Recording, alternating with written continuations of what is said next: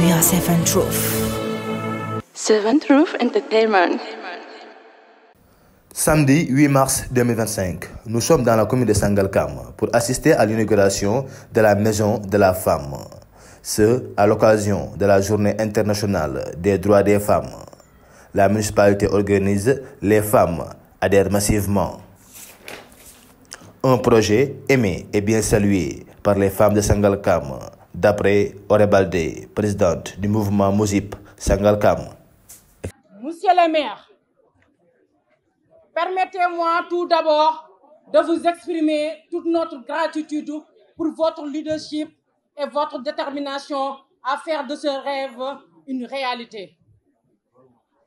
Votre engagement en faveur de l'autonomisation des femmes et du développement social de notre commune est un exemple à suivre. Cette maison de la femme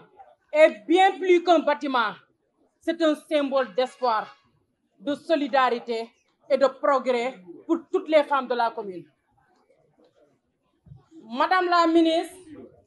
Madame la directrice, votre présence aujourd'hui témoigne de votre soutien indéfectible aux initiatives qui visent à renforcer le rôle des femmes dans notre société. Votre marrainage de cet événement est un honneur pour nous tous et une source de motivation supplémentaire pour poursuivre nos efforts en faveur de l'égalité des genres et de l'épanouissement des femmes. La Maison de la Femme que nous inaugurons aujourd'hui sera un espace dédié à l'écoute, à la formation, à l'accompagnement et à l'épanouissement des femmes de notre commune. Elle sera un lieu où les femmes pourront se rencontrer, échanger, apprendre et se former pour devenir des actrices incontournables du développement économique, social et culturel de Sangalkam. Devant la présence effective du sous-préfet, de quelques maires amis à Pape Sow, mais également de Dame Mbodj, qui témoignent devant l'Assemblée. tax ma xam leen ñoom ñoo ko bokk ndaxte man xamantewu ma woon ak ñoom waaye bi coowul Juan Branco amee nga xam ne ñoom ñaar ñii la Macky Sall jàppoon moom la maire Pape Sow ak la maire Jamil Sané tëj leen ci kaso bi ndaxte ñoom dañ doon jàppale Juan Branco mi doon jàppale le président Ousmane Sonko loolu moo taxoon ma nekk ci seen wet di leen xeexle di leen jàppale ànd ko ak waa Parcelles ànd ko ak waa Kër Ndiaye Lo ànd ko ak waa Sangalkam ba Pape Sow ak la maire des Parcelles Assainies delloo ci seen i mbokk loolu mooy sama diggante ak ñoom loolu moo tax lu ñuy woote dama ci ñëw ñaar ñii damay seede ci kanamu mbooloo mi que lii xew Sénégal ba ñu mën jël nguur gi teg ko ci loxoy Bassirou Diomaye Diakhar Faye mu ànd ak le président Ousmane Sonko ñu ni Sonko mooy Diomaye Diomaye mooy Sonko ñaar ñii dañ cee liggéey lu rëy ma bëgg yéen ñëpp ngeen tàccu leen ndaxte nag loolu mën a wax xam ni xeex bi metti woon na lool ñun ak Macky Sall te yéen waa Sangalkam jaar Noflaay jaar Kunun jaar Kër Ndiaye Lo yéen buñ dee wax maire bu am taxawaay ci goxam maire bu bëgg waa goxam maire bu fonk waa goxam yéen bokk ngeen ci ndax seen maire fonk na leen wér na leen Pape Sow lu mu am ni da koy yóbbu Sangalkam Pape su ngeen di waxtaan lim lay wax mooy danaan ma daam man soxlawuma lenn ci état lu dul ñu jàppale ma yóbbul ma Sangalkam li nga xam ne moom la nit ñi soxla bu ko defee sama xol sedd ndaxte man Sangalkam rek laa am kon nag ku mel noonu su fekkente ni def na lu mel nii nga xam ne man li ma xamoon ci inauguration maison de la femme mooy état moom mooy jël ay moyens ñëw defar waaye ab maire muy defi pexem di defi pexem ba teg maison de la femme loolu man maa ngi koy déglu. Jamil Sané, maire des Parcelles Assainies, qui a partagé une aventure en prison avec le maire de Sangalkam, raconte. ñu am lu muy wax mbiru Juan Branco ñu daje nag bu ñu dajee man mii lépp si man la débuté coow yëpp man la woon buñ ko dugalee Sénégal léegi pour génnee ko nag te kenn duñu gis te kenn du ko gis mu newoon beneen difficulté dugub moom am na lu pare Pape jël engagement bi ñu jël engagement bi ne moom daal incha allah mën na ko génne te nag mu def ci alalam nag bu ma dajeeg moom bu ñu waxtaanee may dem ma ne ko mu ne man may Pape Sow ma ne ko ah boobu mu ne waaw ma ne ko man damay dégg sa tur xaw ma la mu ne ma ne ko man maay Jamil Sané mu ne ah man tam damay dégg sa tur xaw ma la jour boobu noonu lañu séparé ku nekk dem moo tax kenn mënul tracé mbir mi ne man ak moom dañu xamante wu ñoon par hasard la lu yàlla di def si diggante bi nag man ñu arrêté man la ñu ko arrêté si beneen wàll ñu demaat ba ci biir nag bu ma ko gisee jour bu ñu dajee nag si kaaf bi laa xam ne nag jeex na sëkk bi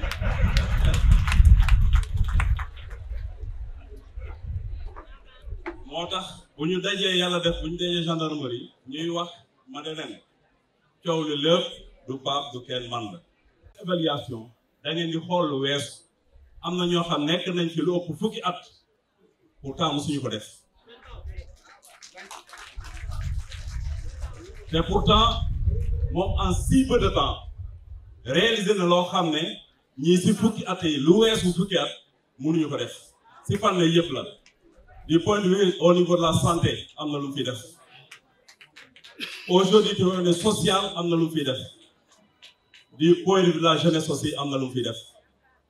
donc soo ko résumé ak yeneen wax dëgg yàlla kii dañ ko war a jàpp ñaari loxo te loolu waa Sangalkam war nañ xam ne am nañu maire wax dëgg yàlla lu mu man nii man mu nekk fee kër Parcelles Assainies si moom lay roy pour xool. Très ému, Pape Sow, le maire de Sangalkam, prend la parole. Après ces mots de remerciement, il explique la place importante qu'occupent les femmes dans la société. Mais aussi, il revient sur les vraies motivations de mettre en place un tel projet. Les femmes s'engagent et mobilisent les communautés. Au Sénégal, dans le domaine de l'inclusion économique et sociale des femmes, des progrès ont été réalisés selon Mme la ministre Maïmouna Dièye à l'ouverture de la Semaine nationale de la femme, qui, à cette occasion, a insisté sur l'autonomisation économique des femmes comme levier incontournable pour bâtir une économie compétitive et inclusive. L'inauguration de la maison de la femme entre en parfaite dans ce processus d'autonomisation des femmes visant à leur faire acquérir l'influence et les chances égales de se réaliser à travers des projets personnels, sociaux et économiques. L'autonomisation implique la nécessaire capacitation des femmes dans la vie sociale au même titre que les hommes. Une femme devenue autonome est capable de prendre des décisions. Notre stratégie pour contribuer à cette lutte pour rendre autonomes les femmes s'inscrit dans les actions de renforcement de la santé maternelle, d'éducation, de qualité des jeunes filles, de formation des femmes et d'augmentation de leur accès aux opportunités, au crédit, à l'autonomie. Mesdames et messieurs, les collectivités locales devraient tout travailler pour instaurer un climat propice à l'investissement, à l'emploi et à la croissance et à rendre autonomes les femmes et investissant dans leurs capacités. Ainsi, la commune de Sangalkam qui a choisi d'autonomiser ces populations vulnérables en général et les femmes en particulier à œuvrer pour accroître leurs avoirs et leurs capacités afin de leur permettre de mieux participer au développement socio-économique du pays. jigéen mooy tete boo dimbalee jigéen dimbali nga kër boo dimbalee jigéen dimbali nga famille moo taxoon jigéen ñi maa ngi leen a ñoo far ku ñu faral rek yéen a ko fal ndax yéen ngeen am kóllëre bu ngeen jàppee du leen bàyyi kon yéen tey bés bi seen bés la te bés bi yéen a ko moom lu ngeen defalul rek dañ koo amul en tout cas képp kuy jigéen nekk Sangalkam moo xam foo mën a ne ñu ngi lay sant di la gërëm di wax ne tey bés bi seen bés la yàlla defal ñu jàmm wala li ñu fi dajee tey muy maison de la femme bi nga xamante ne tey commune moo ko def sur fonds propres mu nekk loo xamante ne dañ ko def pour jàppale leen ndax mënuñ saa su nekk rek ñu yëkkati 100 000 francs joxe wala 200 000 li ñu bëgg mooy au lieu ñu may jën ñu jàppale ñu leen nappay te je pense que géej gaa ngi nii kon dafa jot nag ñu joxante loxo dafa jot ñu bokk ndey bokk bàyyi xam ne ànd boo gis il faut am ku jiitu même mu demee si jàkk ji sax imam mooy taxaw jiitu kon li may wax mooy ngeen jubóo ngeen nekk benn ngeen bokk ndey bokk bàyyi man ak le bureau municipal ak ay conseil ak le sous-préfet ak tout fi nekk yëpp ñu ànd jàppale leen lii nag yéene ko moom suñu yéene ëpp na lii ce n'est qu'un début buñ fi ñëwaatee luy marché biir ñëw man du ma génne dërëm yéene def lépp ñu évaluer xool un an rek ngeen fi def incha allah daaw bu ma koy wax léegi nii bi ñu def poste première pierre bi jox naa leen 10 millions yi mu ngi fi disponible na dès lundi dañ ko mettre à votre disposition mu nekk loo xam ne ñoo ko jël teg ci taawal pour gunge leen ñu xam ne rek lii yéene ko moom du mbiri politique institution la du mbiri politique c'est Dieu pour vous boo bëggee ñu organiser ko moo tax bu ñu paree dañuy toog waxtaan ak ñoo xamante ne ay partenaires la ñoo xam ne dañuy dugg si liggéey bi kon naka ñu war a taxawee ay dem Mbodj rassuré na ma nee na antenne bu tëmb tëngeej fii la koy institution de la femme pour jàppale jigéen ñi loolu waxtaan naa si ak moom confirmé na ma ko incha allah dinañ am antenne fii département de Rufisque ak yeneen projet yoo xamante ne dañ leen accompagner ndax fii car essence la ñu ne boo xamante ne tey mën nga fi exporter seen i produits seen i essence seen i réunion et puis yooyu banque boo xamante ne dina fi am boo xamante ne dañ leen accompagner ñu organiser leen ci ay financement donc fii li ñu mën a def bari na bu ñu paree bu ñu duggee si préfet di ngeen gis exposition yi si tool ba si suuf lépp a ngi fi am na cere am na fonde am na buy dara def lépp a ngi si biir am na eau de javel lépp dara def si biir cere yi def si ginnaaw donc bu ñu duggee jigéen ñi def fi dem ba si guddi ñu ci lañ fanaan gis naa bi sax ay po lépp a ngi si biir moo tax ma bëgg ñëpp teewlu bu ñu paree dugg ci biir ñu xool suñuy jigéenu Sangalkam lan la ñu mënee yéen desoo leen ginnaaw. Le sous-préfet également a tenu à saluer ce projet qui, selon lui, s'inscrit dans le programme et la vision du président de la République, son Excellence Bassirou Diomaye Faye. Je salue l'organisation de cette journée à Sangalkam sous l'impulsion, sous la vision éclairée de monsieur le maire de la commune, monsieur Alpha Bokhar Bouma, qui en a profité ce matin pour mettre à votre disposition une maison destinée aux femmes entièrement équipées sur fonds propres. Cette infrastructure participera à coup sûr à renforcer l'autonomisation économique des femmes de la commune.